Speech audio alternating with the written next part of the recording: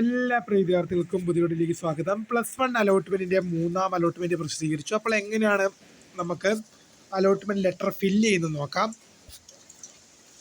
ഇവിടെ നിങ്ങളുടെ ഫസ്റ്റ് പേജിൽ നിങ്ങളുടെ register number, TC number, date of TC issue ചെയ്തത്.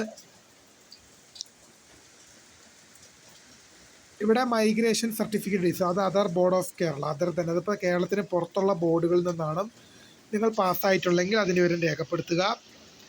നിങ്ങളുടെ Aadhaar number whether attached Aadhaar ഉണ്ടെങ്കിൽ എസ് എന്ന് കൊടുക്കുക. കൊടുക്കുമ്പോൾ ആധാർ നമ്പർ ഇവിടെ എൻ്റർ ചെയ്യണം എന്നുള്ളവരും ശ്രദ്ധയിൽപ്പെടുത്തുന്നു. നിങ്ങൾക്ക് സെക്കൻഡ് ലാംഗ്വേജ് ഏതാണോ വേണ്ടത് അത് കൃത്യമായിട്ട് എൻ്റർ ചെയ്യുക. മലയാളം, ഹിന്ദി പോലുള്ള ലാംഗ്വേജ്, അറബിയൊക്കെ കാണും, ശ്രദ്ധിക്കുക.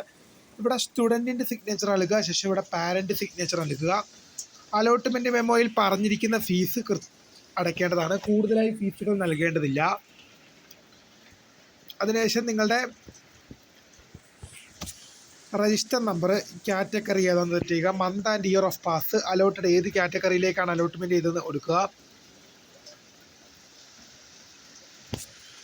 പിന്നെ നിങ്ങളുടെ അലോട്ടഡ് കോഴ്സ് കോഡ് കൊടുക്കുക, അഡ്മിഷൻ നമ്പർ കൊടുക്കുക, ഫീ എമൗണ്ട് കൊടുക്കുക, TC ഡേറ്റ് ആൻഡ് ഇഷ്യൂ കൊടുക്കുക, അലോട്ട്മെൻറ്റ് കാറ്റഗറി കൊടുക്കുക, അഡ്മിഷൻ ഡേറ്റ് കൊടുക്കുക, ഫീ and receipt number, second language ഏതാണെന്ന് കൊടുക്കുക.